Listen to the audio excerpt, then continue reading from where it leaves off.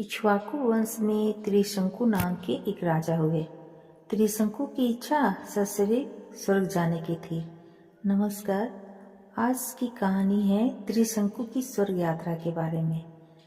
तो जैसे कि मैंने कहा कि इक्ष्वाकु वंश में त्रिशंकु नाम के एक राजा हुए और इनकी इच्छा हुई कि स्वर्ग जाएं वो सशरीर। अपनी वार्ता जारी रखते हुए मिथिला के राजपुरोहित शतानंद जी ने कहा, इस बीच इक्ष्वाकु वंश में त्रिशंकु नाम के एक राजा हुए।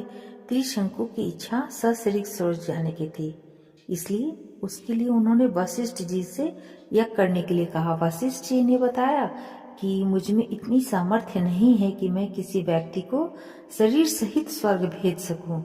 वशिष्ठ जी के असमर्थता प्रकट करने पर त्रिशंकु ने यही प्रार्थना वशिष्ठ जी के पुत्रों से भी की, जो दक्षिण प्रांत में घोर तपस्या कर रहे थे। इस पर वशिष्ठ जी के पुत्रों ने कहा कि अरे मूर्ख, जिस काम को हमारे पिता नहीं कर सके तो उसे हमसे कराना चाहता है। ऐसा प्रतीत होता है कि तुम हमारे पिता का अपमान करने के लिए यहाँ आया है। उनकी इस प्रकार कहने से त्रिशंकु ने क्रोधित होकर वशिष्ठ जी के पुत्रों को अपशब्द कहे। वशिष्ठ जी के पुत्रों ने रुष्ट होकर त्रिशंकु को चंडाल हो जाने का श्राप दे दिया। श्राप के कारण त्रिशंकु का सुंदर शरीर काला पड़ गया। सिर के बाल चंडालों जैसे छोटे छोटे हो गए। गले में हड्डियों की माला पड़ गई। हाथ पैरों में लोहे की कड़े पड़ गए। त्रिशंकु का ऐसा वेश देखकर उनके मंत्री तथा दरबारी उनका साथ छोड़कर चले गए। फिर भी उन्होंने सशरीर स्वर्ग जाने की इच्छा का परित्याग नहीं किया। वे विश्वामित्र के पास जाकर बोले कि ऋषि राज, आप महान तपस्वी हैं। मेरी सशरीर स्वर्ग जाने की इच्छा को पूर्ण करके मुझे कृतार्थ कीजिए। विश्वामित्र ने कहा कि राजन, तुम मेरी शरण में आए हो, मैं तुम्हारी इच्छा अवश्य पूर्ण करूंगा। इतना कहकर विश्वामित्र ने अपने उन चारों पुत्रों को बुलाया जो दक्षिण प्रांत में अपनी पत्नी के साथ तपस्या करते हुए उन्हें प्राप्त हुए थे, और उनसे यज्ञ की सामग्री एकत्र करने के लिए कहा।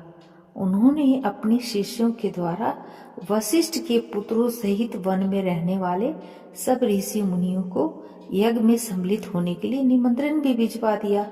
शिष्यों ने लौटकर बताया कि सब ऋषि मुनियों ने निमंत्रण स्वीकार कर लिया, किंतु वशिष्ठ जी के पुत्रों ने यह कहकर निमंत्रण अस्वीकार कर दिया कि जिस यज्ञ में यजमान चंडाल और पुरोहित क्षत्रिय हो, उस यज्ञ का भाग हम स्वीकार नहीं कर सकते। यह सुनकर विश्वामित्र जी ने क्रुद्ध होकर कहा कि उन्होंने अकारण ही मेरा अपमान किया है। मैं उन्हें शाप देता हूँ कि उन सब का नाश हो। आज ही वे सब काल पास में बंधकर यमलोक को जाएं और 700 वर्षों तक चंडाल योनि में विचरण करें। उन्हें खाने के लिए केवल कुत्ते का मांस मिले और सदैव कुरूप बने रहे। इस प्रकार शाप देकर वे यज्ञ की तैयारी में लग गए। शतानंद जी ने आगे कहा, हे राघव, विश्वामित्र के शाप से वशिष्ठ जी के पुत्र यमलोक सिधार गए। वशिष्ठ जी के पुत्रों के परिणाम से भयभीत सभी ऋषि मुनियों ने यज्ञ में विश्वामित्र का साथ दिया। यज्ञ की समाप्ति पर विश्वामित्र ने सब देवताओं का नाम ले लेकर अपने यज्ञ भाग ग्रहण करने के लिए आह्वान किया, किंतु कोई भी देवता अपना भाग लेने नहीं आया। इस पर क्रुद्ध होकर विश्वामित्र ने अर्धे हाथ में लेकर कहा कि हे त्रिशंकु, मैं तुझे अपनी तपस्या के बल से स्वर्ग भेजता हूँ। इतना कहकर विश्वामित्र ने मंत्र पढ़ते हुए आकाश में जल छिड़का और राजा त्रिशंकु शरीर सहित आकाश में चढ़ते हुए स्वर्ग जा पहुंचे। त्रिशंकु को स्वर्ग में आया देख इंद्र ने क्रोध से कहा, अरे मूर्ख, तुझे तेरे गुरु ने श्राप दिया है, इसलिए तू स्वर्ग में रहने योग्य नहीं है। इंद्र के ऐसा कहते ही त्रिशंकु सिर के बल पृथ्वी पर गिरने लगे और विश्वामित्र से अपनी रक्षा की प्रार्थना करने लगे। विश्वामित्र ने उन्हें वहीं ठहरने का आदेश दिया और वे अधर में ही सिर के बल लटक गए।